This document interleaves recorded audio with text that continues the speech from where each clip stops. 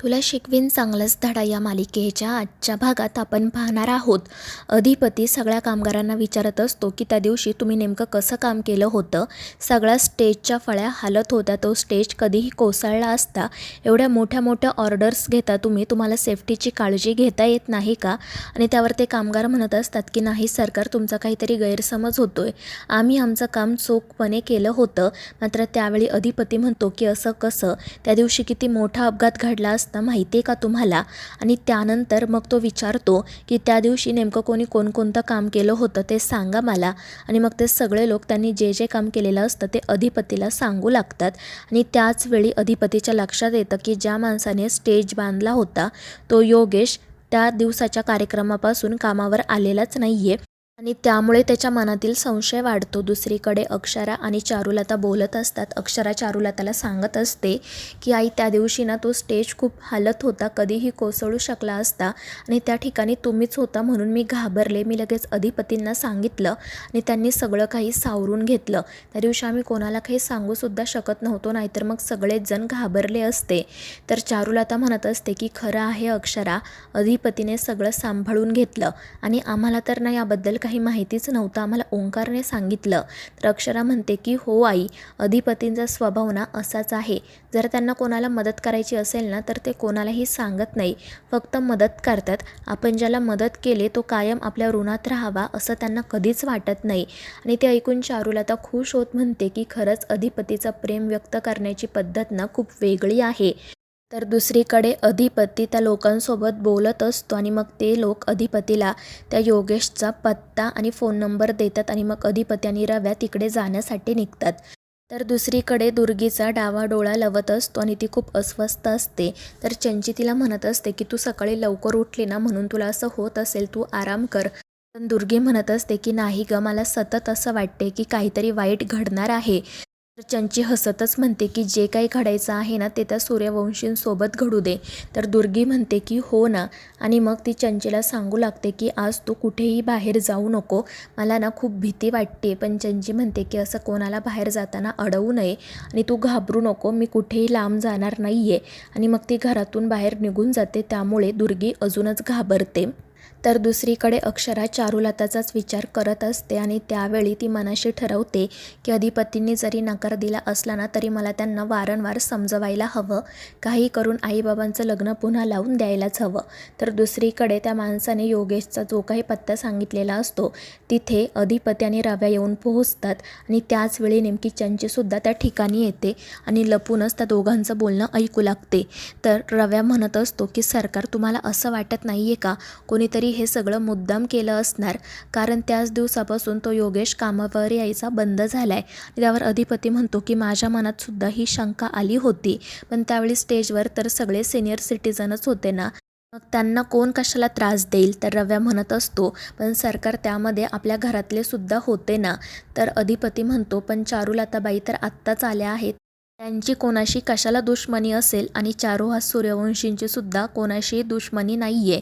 तर रव्या म्हणतो पण त्या चारुलता मॅडम भुवनेश्वरी मॅडम सारख्याच दिसतात ना, त्यांच्यासाठी जर कोणी हे सगळं केलं असेल तर. आणि ते ऐकून अधिपती तर खूप चिडतो आणि म्हणत असतो की जर कोणी आईसाहेबांना त्रास देण्यासाठी हे केलं असेल ना तर मी त्याला सोडणार नाही. आणि मग ते दोघे जण लगेच त्या पत्त्यावर जाण्यासाठी निघतात आणि हे सगळं ऐकून चंची मात्र खूप घाबरते. त्यानंतर अधिपती आणि रव्या सगळीकडे त्या योगेशचा पत्ता शोधत असतात, पण त्यांना सहजासहजी त्याचं घर सापडत नाही. तर चंचीसुद्धा त्यांचा पाठलाग करत असते. दुसरीकडे अक्षरा अधिपतीला कॉल करत असते आणि त्याने कॉल रिसीव्ह न केल्यामुळे मग ती काळजीत पडते.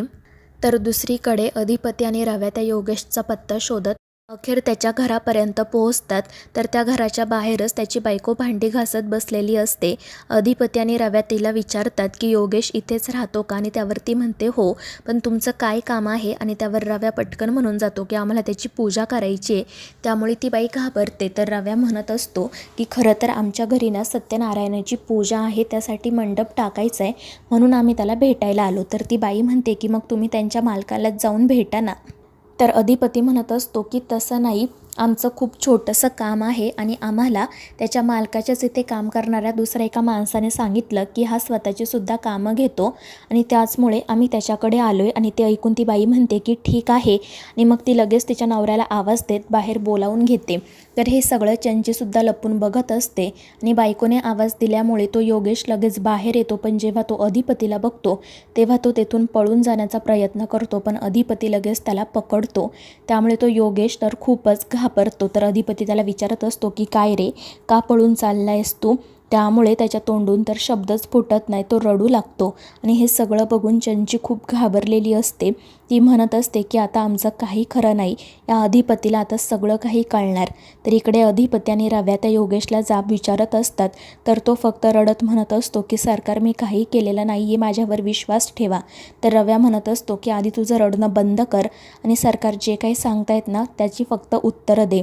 आणि त्यांचं ते बोलणं सुरू असताना चंचीचा फोन वाजतो. त्यामुळे सगळेजण आजूबाजूला बघू लागतात, पण चंची पटकन लपते. तर दुर्गीच तिला कॉल करत असते. दुर्गी तिला म्हणत असते की तू जिथे कुठे असशील ना तिथून पटकन घरी ये. पण चंची म्हणत असते की मी आता घरी येऊ शकत नाही, तू फोन ठेव. पण दुर्गी ऐकत नाही. ती चंचीला स्वतःची शपथ देते आणि विचारते की नेमकं काय चाललंय तुझं? मी तुला म्हटलं होतं ना की त्या सूर्यवंशींच्या विरोधात आता काही करू नको, उगाच आपल्या अंगलट काही यायला नको आहे. आणि त्यावेळी चंची घाबरूनच तिला सांगते की सगळंच आपल्या अंगलट आलं आहे. तो अधिपतीना त्या स्टेजवाल्या योगेशच्या घरी येऊन पोहोचलाय. त्याला त्याच्याबद्दल कसं कळलं मला काहीच माहीत नाही. आणि याच सगळ्याचा पाठपुरावा करत मी सुद्धा तिथे आली आहे. आणि हे ऐकून तर दुर्गेच्या पायाखालची जमीनच सरकते.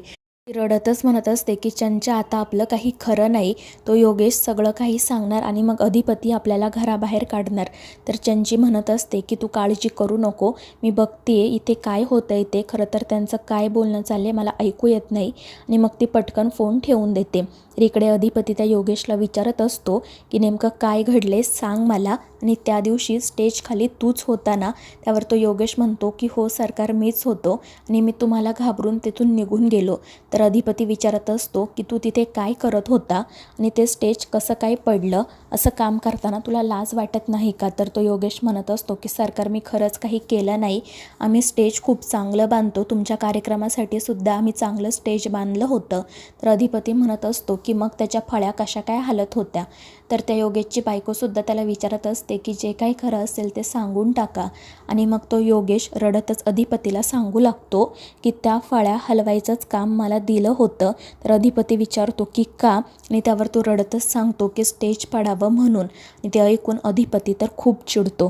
तर मित्रांनो, या मालिकेच्या पुढील भागांमध्ये आपण पाहणार आहोत तो योगेश अखेरीस अधिपतीला सांगतो की तुमच्याच फॅक्टरीत काम करणाऱ्या त्या मुकादमाने रमेशने मला हे काम दिलं होतं.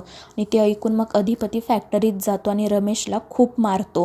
आणि मग रमेश अधिपतीला सांगतो की हा सगळा प्लॅन माझा नव्हता, तर तुमच्याच घरातील 2 व्यक्तींचा होता. आणि ते ऐकून तर अधिपती अजूनच चिडतो. तर मित्रांनो, या मालिकेच्या पुढील भागांच्या अपडेटसाठी आपल्या चॅनेलला सबस्क्राईब करा.